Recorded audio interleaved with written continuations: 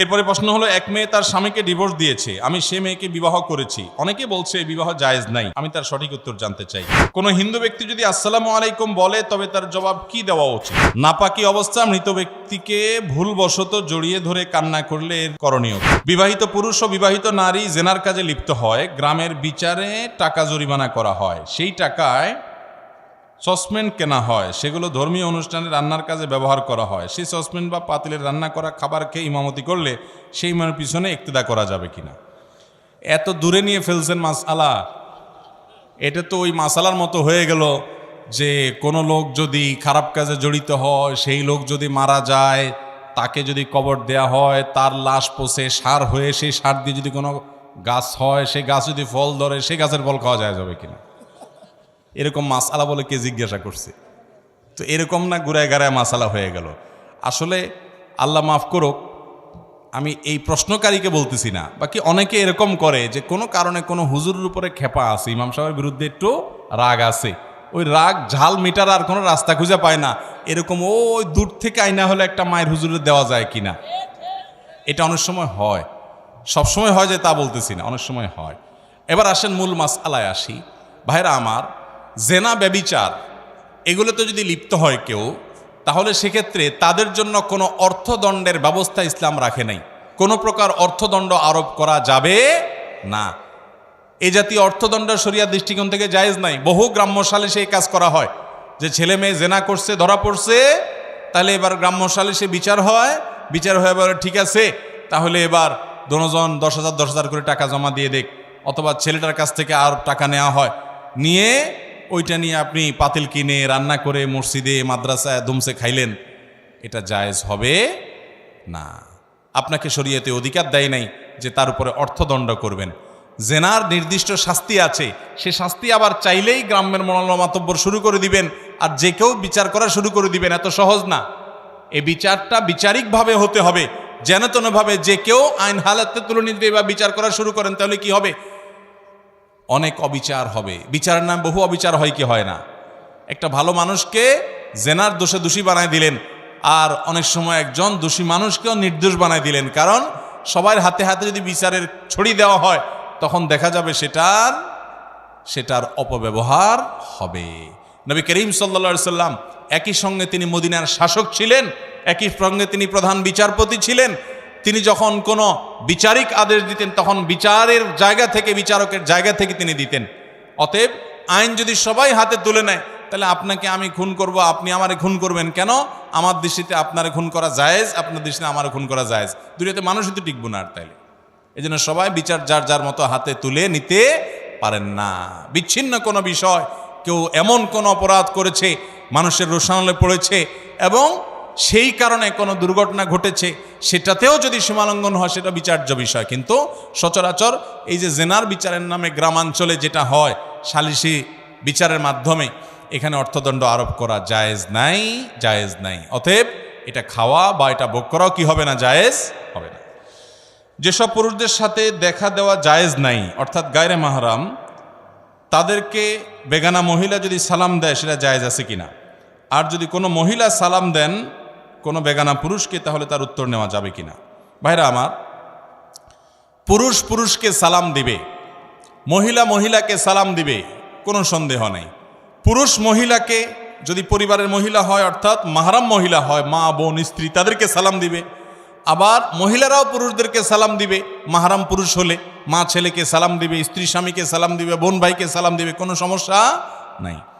যদি পুরুষ আর মহিলা গায়রে মাহরাম হয়, অপরিচিত হয়, যাদের সাথে পর্দার বিধান প্রযোজ্য, এরকম যদি হয়, তাহলে সেক্ষেত্রে সালাম দিবে কিনা?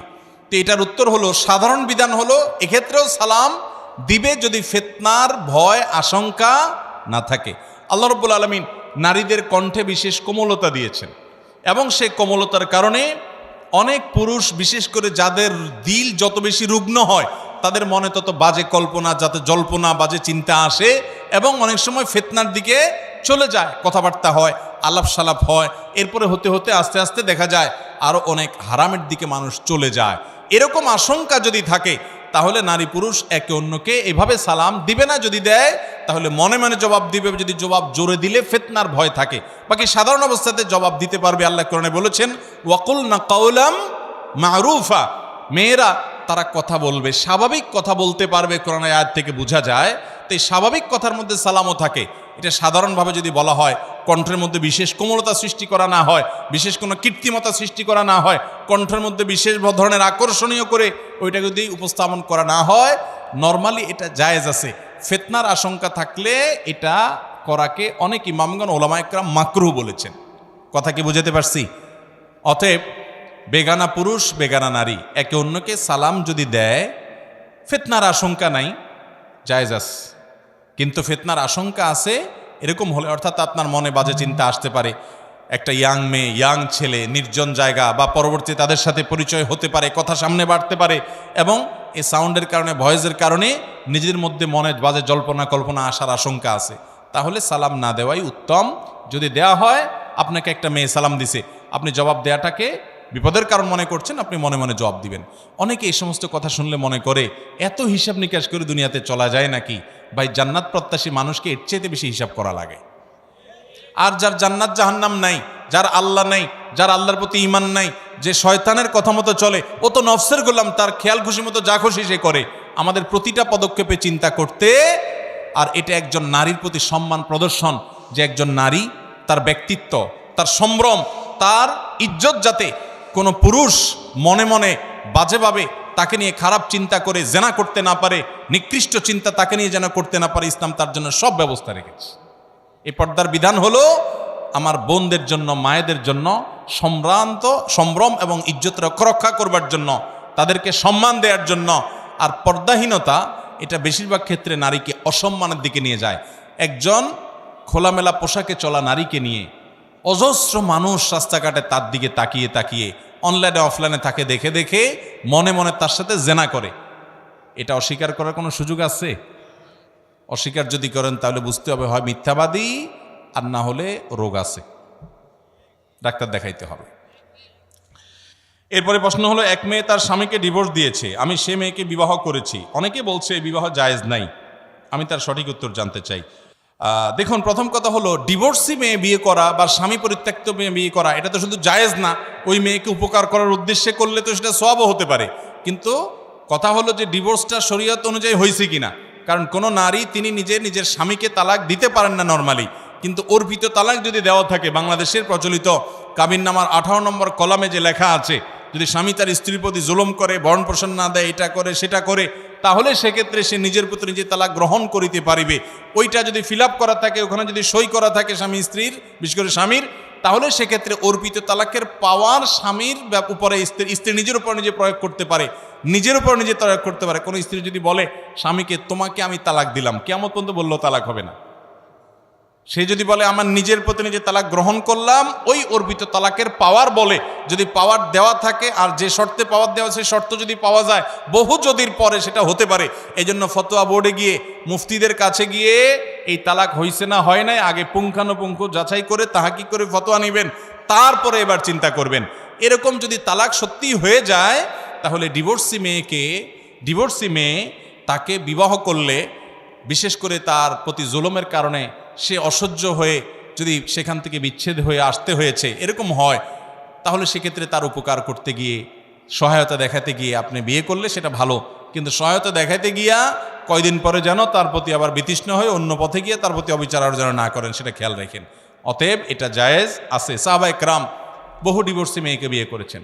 নবী করিম সাল্লাল্লাহু আলাইহি সাল্লাম তার স্ত্রীদের মধ্যে বেশিরভাগই এরকম ছিলেন যে তাদের পূর্বের স্বামী ছিল, হয় স্বামী মারা গেছেন কিংবা তাদের সাথে বিচ্ছেদ ছাড়াছাড়ি হয়েছে।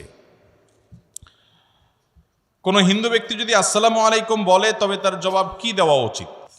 ভাইরা, ইসলাম আমাদেরকে অন্য ধর্মের মানুষদের সাথেও সৌজন্যতার শিক্ষা দেয়। আমরা একটা সমাজে যখন বসবাস করব, বিভিন্ন ধর্মের মানুষ, অন্যান্য ধর্মের মানুষের সাথে আমাদের সৌজন্য, সম্প্রীতি, সৌহার্দ্য থাকবে। আল্লাহ তাআলা কোরআনে বলেছেন, লা ইয়ানহাকুমুল্লাহু আনিল্লাযীনা লাম ইউকাতিলুকুম ফিদ-দীন ওয়া লাম ইখরিজুকুম মিন দিয়ারিকুম আন তাবাররুহুম ওয়া তুকসিতু ইলাইহিম ইন্নাল্লাহা ইউহিব্বুল মুকসিতিন। যে সমস্ত ভিন্ন ধর্মের মানুষেরা, অন্যান্য ধর্মের মানুষেরা যারা মুসলমান না, তারা যদি তোমাদের উপরে যুদ্ধ চাপিয়ে না দেয়, তোমাদের দেশ থেকে বের করে না দেয়, সহাবস্থান করে, তাহলে সেক্ষেত্রে তাদের প্রতি ন্যায়নিষ্ঠ আচরণ করতে আল্লাহ নিষেধ তো করেনই না, বরং ন্যায়নিষ্ঠ আচরণকারীকে আল্লাহ ভালোবাসেন। তাহলে তাদের সাথে ন্যায়নিষ্ঠ আচরণ করতে হবে। এখন সে আপনার সাথে কথা বলেছে, আপনি পাল্টা জবাব দিবেন। সে আপনার সাথে সুন্দর আচরণ করছে, আপনি অবশ্যই সুন্দর আচরণ করবেন। সে আপনাকে একটা কথা বলে অভিবাদন জানিয়েছে, আপনিও জবাব দিবেন।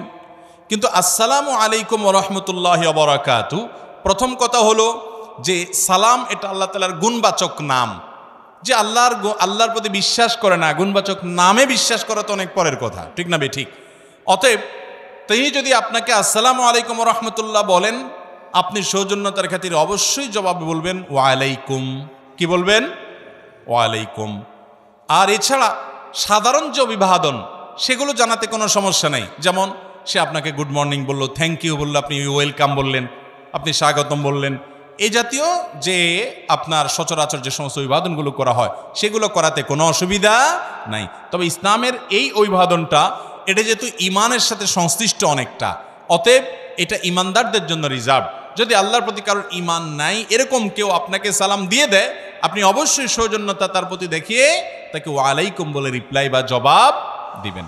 অনেকে আছে অফিসের বস অন্য ধর্মের অনুসারী, সালাম না দিলে খুব রাগ করে, চাকরি যাওয়ারও ভয় আছে। তাহলে এরকম বিপদ হলে আপনি সালাম লম্বা করে মারবেন, কোনো অসুবিধা নেই। কথা বুঝতে পারছেন?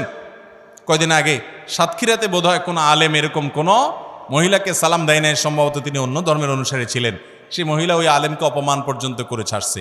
তো এরকম বহুত পাগল ছাগল, এরকম বহুত অশিক্ষিত অফিসারও এদেশে আছে, যে একজন মুসলমান তার ধর্মীয় দৃষ্টিকোণ থেকে, তার বিশ্বাসের জায়গা থেকে একটা কাজ তার করা না করার ব্যাপার থাকে। এটা নিয়ে আমার তো বলার কিছু নাই। অতএব এই সমস্ত মূর্খতা যেন আমরা না করি। তবে যেটা বলছিলাম, অন্য ধর্মাবলম্বী মানুষদের সাথে আমাদের সহাবস্থান, সুন্দর আচরণ, লেনদেন করা, হাওলাত দেওয়া, হাওলাত নেওয়া, তার কাছ থেকে আপনার সে কোনো উপঢৌকন দিলে হালাল হোসটা গ্রহণ করা, তাকে কোনোটা দেওয়া। নবী করিম সাল্লাল্লাহু আলাইহি ওয়াসাল্লাম অনেক অমুসলিমের বাসায় দাওয়াত খেয়েছেন, তাদেরকে খাইয়েছেন, তাদের অধীনে কাজ করা, তাদেরকে কর্মী হিসাবে নিয়োগ দেওয়া, এগুলো সবগুলো জায়েজ আছে। প্রতিবেশী হিসাবে অন্য ধর্মের অনুসারী হলেও তার প্রতি সদাচরণ করা, এগুলো সব করতে হবে। তবে আপনার অন্তঃস্থলে একেবারে অন্তরঙ্গ বন্ধুত্ব যেটাকে বলা হয়, সেটা আপনি আল্লাহর জন্য, আল্লাহর রাসূলের জন্য এবং আল্লাহর খাতিরেই শুধু নিবেদন করবেন। ভাইরা, আমার সময় অনেক হয়ে গেছে, আমার মনে হয় শেষ করি। আর অনেক প্রশ্নই তো আছে, দেখি আর দুইটা প্রশ্ন উত্তর দেই। সেটা তো বুঝলাম, কিন্তু আমাদের এশার নামাজ পড়া লাগবে, আরও আলোচক আছে, আর আমারও যেতে হবে। নাপাকি অবস্থা মৃত ব্যক্তিকে ভুলবশত জড়িয়ে ধরে কান্না করলে এর করণীয় কি? ভাই, নাপাক অবস্থায় মৃত ব্যক্তিকে, নিজের বাবা মা কেউ মারা গেছেন, শরীর নাপাকি অবস্থায় জড়িয়ে ধরে যদি কান্না করেন, কোনো গুনাহ হবে না এর কারণে কোনো গুনাহ হবে না। তবে এটা ঠিক যে একজন মুসলমান গোসল ফরজ হয়ে গেলে যত দ্রুত তার সাথে সম্ভব গোসল করে ফেলা ভালো। বিশেষ করে পরবর্তী নামাজের আগে আগে তো অবশ্যই তাকে গোসল করতে হবে। কিন্তু অপবিত্র অবস্থায় যদি জড়ায় ধরে মৃত ব্যক্তিকে এবং কান্নাকাটি করে, অসুবিধা নাই। কান্নাকাটি করার সময় যেন সীমা লঙ্ঘন না হয়, জামা কাপড় ছেঁড়াছেড়ি না হয়, হাহুতাশ না হয়, আষাঢ় পিছাড় না হয়, সেগুলো লক্ষ্য রাখতে হবে। কারণ মৃত ব্যক্তির জন্য আমরা কাঁদতে পারি, কিন্তু কাঁদতে কাঁদতে সীমা লঙ্ঘন করা যাবে। অনেক মুরব্বী আছেন, বুড়ি আছেন, বুড়া আছেন, নাতিটা মারা গেছে, ছেলেটা মারা গেছে, তো আক্ষেপ করে দুঃখ করে বলে আজরাইলের চোখ খাইছে, আর কাউকে দেখে নাই। এরকম পাগলামো মার্কা কথা অনেকে বলে কি বলে না, এগুলো সীমা লঙ্ঘন। ইমানদার আল্লাহর ফয়সালাকে মেনে নিবে, সন্তুষ্ট হবে। আল্লাহ রাব্বুল আলামিন আমাদেরকে বিপদে আপদে সবর করার তৌফিক দান করুন। আমাদের সবাইকে যেতে হবে, ইন্না লিল্লাহ, আমরা সবাই আল্লাহর, ওয়া ইন্না ইলাইহি রাজিউন। আর আমাদের সবাইকে যেতে হবে কার কাছে? আল্লাহর কাছে। কেউ আগে আর কেউ পারে, কষ্ট তো হবেই।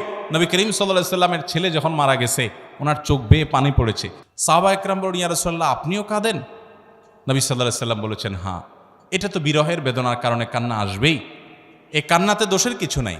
কিন্তু যখন জামা কাপড় ছিঁড়ে ফেলেন, আষাঢ় পিছাড় করেন, মারা যাওয়ার পরে চিল্লা চিল্লায় কান্নাকাটি করেন, এটাকে মাতম বলা হয়। নবী করিম সাল্লাল্লাহু আলাইহি সাল্লাম বলেছেন, কিয়ামতের আগে জাহিল যুগের মানুষের কিছু গুনাহ অপরাধ ছিল, এগুলো আমার উম্মতের মধ্যে থাকবে। তার ভিতরে একটা হলো মাতম, লোক ভাড়া করে আনায় তারা কান্নাকাটি করতো, চিল্লাচিল্লি করতো।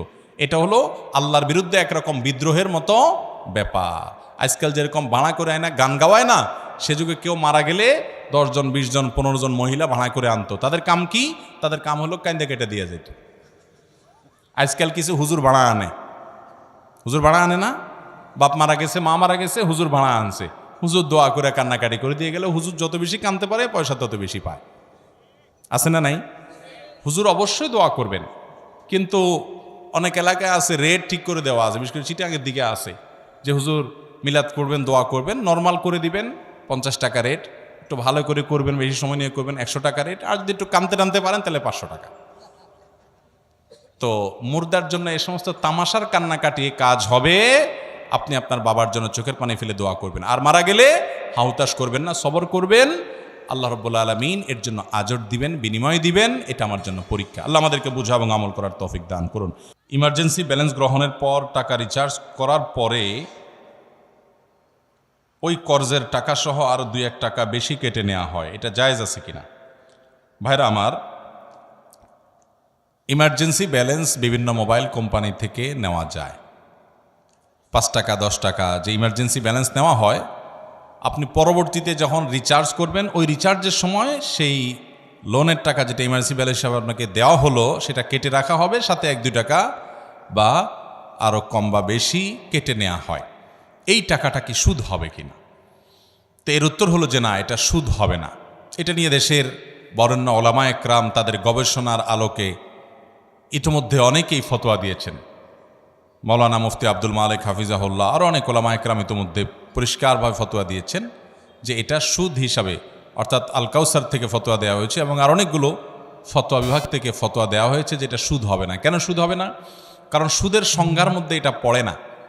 এই ব্যালেন্সটা এটা নিয়ে যদি আপনার কাছ থেকে অতিরিক্ত টাকা কাটা হয়, প্রথম কথা হলো এটা অনেক কোম্পানি কাটার সময় বলে যে এটা হলো আপনার প্রসেসিং ফি, অর্থাৎ আপনি যে লোন নিলেন সেটা আবার পরিশোধ করলেন, এটার জন্য পুরো জিনিসটা প্রসেস করা কোম্পানি যে করলো, হিসাব সংরক্ষণ করলো, অতএব এই প্রসেসিংয়ের জন্য এটার সাবমিট করলেন, আপনি এটা নিলেন, এ পুরো বিষয়ের জন্য এটা নেওয়া হয়। এক। দ্বিতীয়ত হলো যদি এটা আপনাকে লোন দিয়ে নেওয়া হয় তাহলে কুল্লু কারদিন জাররা নাফআন ফাহুয়া রিবান, লোন দিয়ে লাভ নেওয়া এটা সুদ হয়, এটা তার মধ্যে পড়বে না। কারণ এখানে ব্যালেন্স যেটা নেওয়া হয়েছে এটা আসলে না টাকা পয়সা পণ্য ব্যবহারযোগ্য বিক্রিযোগ্য এরকম কোনো জিনিসের মধ্যে এটা পড়ে না, যার কারণে এখানে 2-1 টাকা বা যেটাই হোক কোম্পানি যে নিয়ে থাকে সেটা সুদ হিসাবে বিবেচিত হবে না, বরং সেটা জায়েজ হবে ইনশাআল্লাহ। এরপরে প্রশ্ন হলো, আমাদের দেশের চাকরিজীবী মানুষ কোনো কারণে মাসে যদি কয়েকদিন ছুটি নেয়, মাস শেষে পুরো বেতন যদি নেয় তাহলে কি সেটাকে হারাম হবে? অবশ্যই হারাম হবে। আপনি চাকরি করেন, 30 দিন চাকরি করার বিনিময়ে আপনার বেতন 30,000 টাকা হওয়ার কথা, আপনি 2 দিন আসেন নাই অফিসে, ফাঁকি দিছেন, অ্যাকাউন্টসে যে আছে অথবা আপনার মানব সম্পদ বিভাগ বা এই জাতীয় দায়িত্বে যারা আছেন তাদের সাথে আপনার লিঙ্কটিং ভালো আছে, বলছে অসুবিধা নেই আপনি সই করে দিয়েন, পরে এসে একসাথে আপনি এসে সই করে দিলেন, মানে ফাঁকি ঝুঁকি মেরে দিলেন, তাহলে ওই 2 দিনের টাকা যে 2,000 টাকা নিলেন আপনি, এটা আপনার জন্য হালাল হবে না, সেটা হবে হারাম। কারণ আপনি পরিশ্রম দেওয়া ছাড়াই মিশামিশি কোম্পানি থেকে বা সরকার থেকে ওই টাকাটা গ্রহণ করেছেন। বহু লোক আমরা এরকম আছি যে দিনকে দিন অফিসে যাওয়ার খবর নাই, একসাথে সই মেরে দিয়ে তারপরে টাকা উঠে নিচ্ছি, আছে না নাই? ভাইরা আমার, এটা হালাল হবে না, হারাম হবে, হারাম হবে। অনেকে আমরা এই হারাম কাজটার সাথে বিভিন্নভাবে জড়িত। সরকারি অফিসে যাবেন, বহু লোক পাবেন এরকম, দিনকে দিন উনি নাই।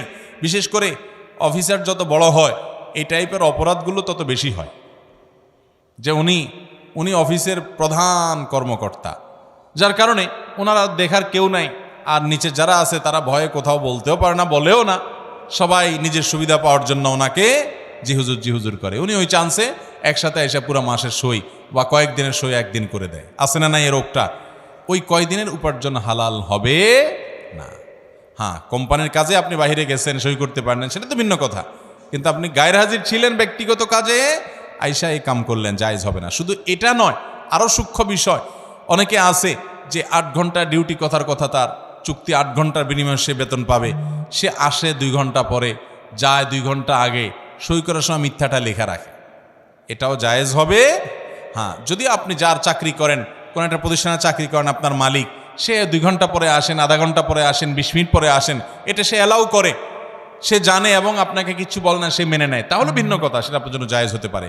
বিশেষ করে সরকারি চাকরিতে এবং কোম্পানির চাকরিতে আপনি এরকম ফাঁকি ঝুঁকি দিয়া পরে আয়সা লেখা দিবেন আমি বরাবর 9টায় ঢুকেছি, আসলে আপনি 10টা 11টার দিকে আসছেন, এই মিশামিশি লিখলে ওই সময়ের বেতন হালাল হবে ভাই।